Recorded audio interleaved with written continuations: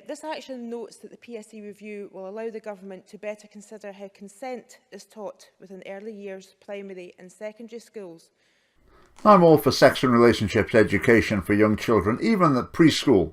For example, for 3 and 4-year-olds, it could consist of hearing stories about man and woman meet each other, fall in love, get married and have kids. That's the foundation of good sex and relationships education. But the Scottish Government sees things differently. Consent is the important message, even to preschool children. Now, how consent can have any relevance to children who can't consent to any sort of sexual activity at all, I'm not quite sure. Now, teaching young kids to have some sort of awareness of what might constitute abuse could be valid, but on the other hand, we also want to preserve their innocence. There's a balance to be struck there as well. But teaching consent is really the hot topic at the moment in PSHE, because as with so much at Holyrood, it's driven by a brand of feminism, and it involves wanting to teach men and boys not to be rapists, if this is a very necessary thing to do. Now, obviously, there is a valid lesson to teach about consent. I would think in most cases of rape, it's not that people don't understand that you're not supposed to have sex with someone without consent. They know full well, but just do it in any case. But in any case, we're going to have a look at a resource that's used in schools to teach about sexual consent. Here we go. If you're still struggling with consent, just imagine instead of initiating sex, you're making them a cup of tea. You say, "Hey, would you like a cup of tea?" And they go, "Oh my God, I would love a cup of tea. Thank you." Then you know they want a cup of tea. So you get the analogy there. But it's not a great analogy. It doesn't really capture the dynamics involved of male and female sexuality there.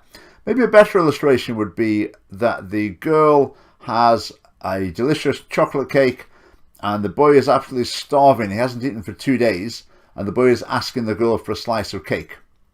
But anyway, let's go on with their analogy. If you say, "Hey, would you like a cup of tea?" And they're like, I'm not really sure. Then you could make them a cup of tea, or not, but be aware they might not drink it. And if they don't drink it, then, and this is the important part, don't make them drink it. And if they say no thank you, then don't make them tea.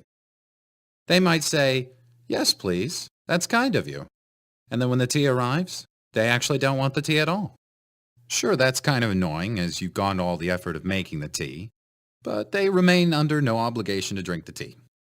What's missing here is any understanding of sex as a really powerful psychological drive for the boy in particular. Just turning it on and off like that isn't a trivial matter. I mean, sex is fire. Controlling it can be difficult. But it's the right message to boys that they have to. There's no excuse if they don't. But on the other hand, avoiding that situation is also wise. Girls need to be aware if they awaken that desire in a boy, that's a strong force that's been unleashed. And wisdom involves avoiding that sort of situation. For example, if there was a cliff edge, you wouldn't say to kids, "Play right up to the cliff edge, but just be careful you don't fall off." You'd say, "No, keep clear, keep well clear of it, we'll maybe build a fence to keep you away from the edge." And that sort of wisdom is what ultimately will reduce the incidence of rape. And if they're unconscious, don't make them tea. Unconscious people don't want tea, and they can't answer the question, "Do you want tea?" Okay, maybe they were conscious when you asked them if they wanted tea, and they said yes. But in the time it took you to boil the kettle, brew the tea, and add the milk, they are now unconscious. You should just put the tea down. I find that section quite sad, as though unconsciousness through drink or drugs is so common that all kids need teaching about how to handle that. Part of my concern there is that the message is being given that this is normal, this is just to be accepted, it's not commented on in any way. I was selected to go for jury service a couple of times over the last year or so, and I wasn't selected for the jury, but in both cases it was a rape charge, and the case was laid out. It was just the man and the woman were the only witnesses, the only ones in the room, and they were both extremely drunk. And I just thought, good luck to the juries with that one. Whether it's tea or sex, consent is everything. Well, that's not true. When it comes to sex, consent is not everything. Consent is a necessary but not sufficient condition for sex to be morally acceptable.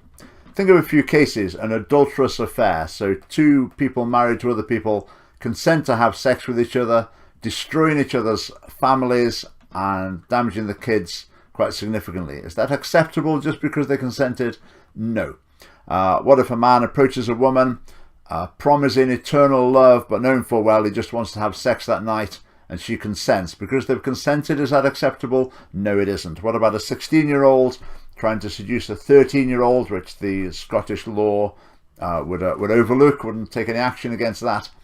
And sex at that early age for the 13-year-old have all sorts of damaging consequences, but they consent. So is that okay? No, it's not. So consent is only half of the message. If we think about rape, there's two problems with it. One problem is the lack of consent, and the other thing that makes it into an extremely serious crime is the huge significance of sex, its emotional impact and its relational power. I mean, sex is designed to bond people for life. It's the deepest, most intimate sharing people can enter into. Now, I guess that for most people watching this video in schools, it's not the consent bit that they don't understand. It's the appreciation of the complexity and gravity of sex that's missing. Now, just to illustrate, the consent on its own doesn't explain why rape would be such a serious offence. You can do things against people's consent, but it doesn't necessarily constitute a serious crime. If you imagine, for example, a boy went to an outdoor swimming pool with his girlfriend and they set up on some sun loungers, and the boy said to the girl, "Do you want to go for a swim yet?" And the girl said, no, I don't fancy that yet. I'm going to sit and read my book. And the boy grabbed her and picked her up, carried her and threw her in the swimming pool, kicking and screaming. Obviously, that's not a serious crime. It might finish off the relationship, but it's not a serious crime. Similarly, forcing someone to drink tea wouldn't be an extremely serious crime in the way that rape is. So in order to give a proper understanding of the seriousness of rape, then both elements need to be there: an understanding of consent and an understanding of the seriousness and gravity of sex. And I believe that the PSE and sex education that we teach in schools should go beyond the concept of mere consent when considering young people's awareness. We should be discussing enthusiastic consent. Well, this is getting a bit mad. Is it the case that a girl can say yes and then have sex, and then afterwards complain that she had said yes, but not very enthusiastically? Is this the way the law's going to start to operate? Are we going to have a man in court who will say, yes, I did have sex with her, but she said yes? And then the woman will say, I said yes, but not very enthusiastically. Oh, well, that's rape then. 20 years in prison for you. Surely that's not the direction we're heading, is it? But I looked at the website of some police authorities in England, and they say things like this: a clear, affirmative, freely given yes indicates consent. Clear affirmative. So not just any old yes, a clear and affirmative one. Well, I've argued that with rape there are two important components. There's consent and there's the nature of sex. And if people don't understand both of those elements, we'll fail to tackle the issue of rape adequately, and that's a very serious matter. Now, on the other hand, failure to appreciate those two components can also lead to silliness as well. So enter the Glasgow Central MP Alison Thewlis of the SNP, who said that parents shouldn't tickle their kids when they're saying no, because it teaches kids that consent isn't important. How ridiculous can you get? But I'd just like to put it on the record in preparation. The Scottish Family Party opposes any tickling ban that the Scottish Government might have in the pipeline. If anyone in the background is working on training to enable named persons to spot signs of children who've been tickled against their consent, I'll tell them what one of the major risk indicators could be. The kids will have a huge grin on their face.